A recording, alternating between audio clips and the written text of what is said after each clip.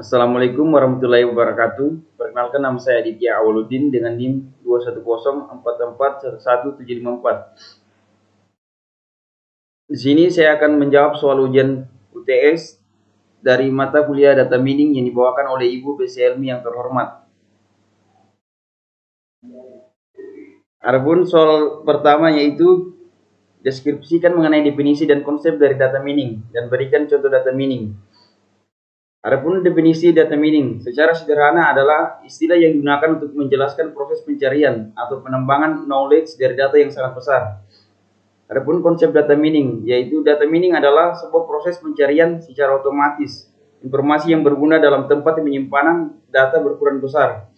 Teknik data mining digunakan untuk memeriksa basis data berukuran besar sebagai cara untuk menemukan pola yang baru dan berguna.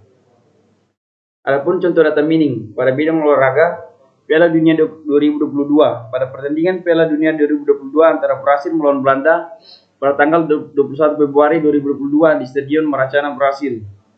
Terdapat beberapa poin tentang jalannya laga. Ball possession diketahui dengan cara menghitung persentase total umpan sukses dan gagal suatu tim dalam sebuah pertandingan. Lalu total shots adalah jumlah tembakan yang diciptakan oleh suatu tim. Sedangkan shoot on target adalah jumlah tembakan ke gawang yang diciptakan oleh suatu tim dalam sebuah pertandingan. Shoot on target dihitung jika bola dapat masuk ke gawang maupun dapat diselamatkan oleh kiper lawan. Nah, dari data mining yang berupa statistik ini dapat dilihat bahwa timnas Brasil menguasai pertandingan dengan persentase 64% berbanding 36%.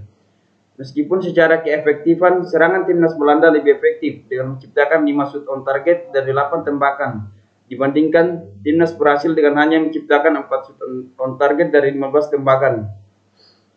Kemudian soal kedua yaitu jelaskan salah satu jenis dalam pre-processing atau pemrosesan awal disertai dengan contohnya. Agregasi yang dapat dilakukan adalah sum atau jumlah, average atau rata-rata, min atau terkecil, max atau terbesar. Adapun penjelasan tentang agregasi, yang pertama adalah proses mengkombinasikan dua atau lebih objek ke dalam sebuah objek tunggal. Yang kedua, sangat berguna ketika pada set data ada sejumlah nilai dalam satu fitur yang sebenarnya satu kelompok. Yang ketiga, tidak akan menyimpang dari deskripsi fitur tersebut jika nilainya digabungkan. Adapun alasan melakukan agregasi, yang pertama adalah set data yang lebih kecil akan membutuhkan memori penyimpanan yang lebih sedikit, atau pengurangan data atau perubahan skala. Yang kedua, waktu pemrosesan dalam algoritma data mining menjadi lebih cepat. Yang ketiga, agregasi bertindak untuk mengubah cara pandang terhadap data dari level rendah menjadi level tinggi.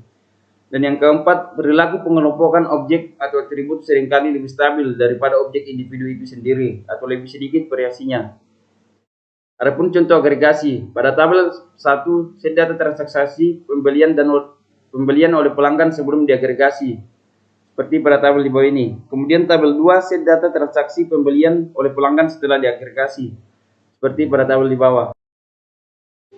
Selanjutnya untuk soal nomor 3 dan 4 dapat kita kerjakan di Excel. Sebelumnya di sini saya sudah mengerjakan soal nomor 3 pada sheet 1.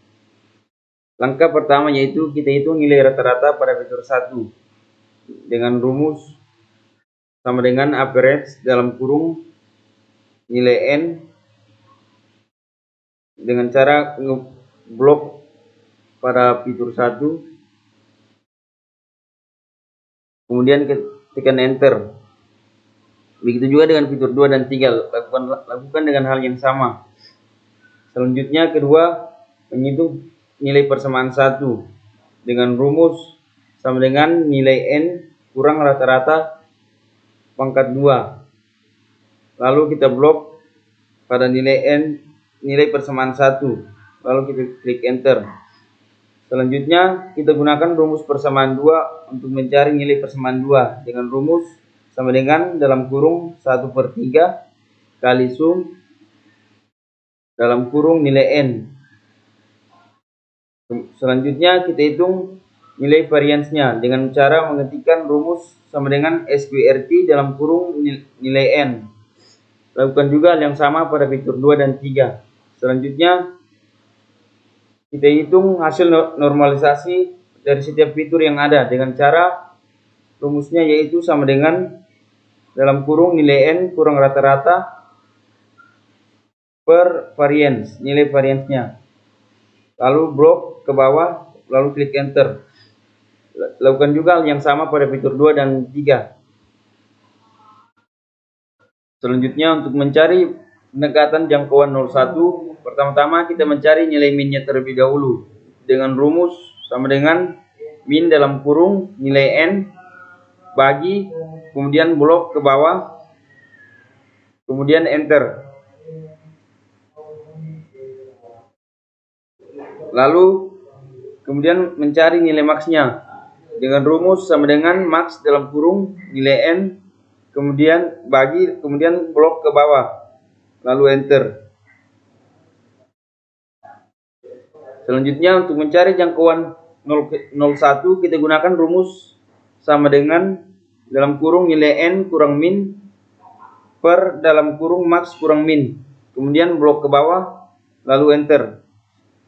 Begitupun juga dengan fitur 2 dan 3, lakukan hal yang sama pada fitur 1. Untuk soal nomor 4 yaitu mencari jarak Euclidean dan jarak Chebyshev.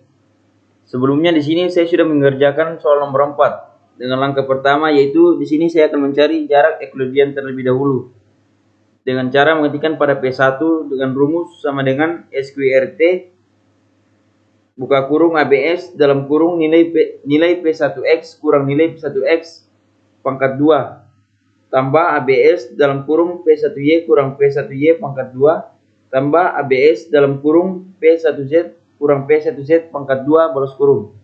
Kemudian enter. Lalu kita blok ke bawah, lalu kita enter. Lakukan juga pada P2 dan P3 yang sama. Selanjutnya untuk mencari jarak Chebyshev, kita klik pada P1 dengan rumus sama dengan max buka kurung dalam kurung ABS dalam kurung P1X kurang P1X balas kurung, koma dalam kurung ABS dalam kurung P1Y kurang P1Y balas kurung, koma dalam kurung ABS buka kurung P1Z kurang P1Z balas kurung. Kemudian klik enter. Lalu blok ke bawah, kemudian klik enter. Lakukan juga hal yang sama pada P2 dan P3.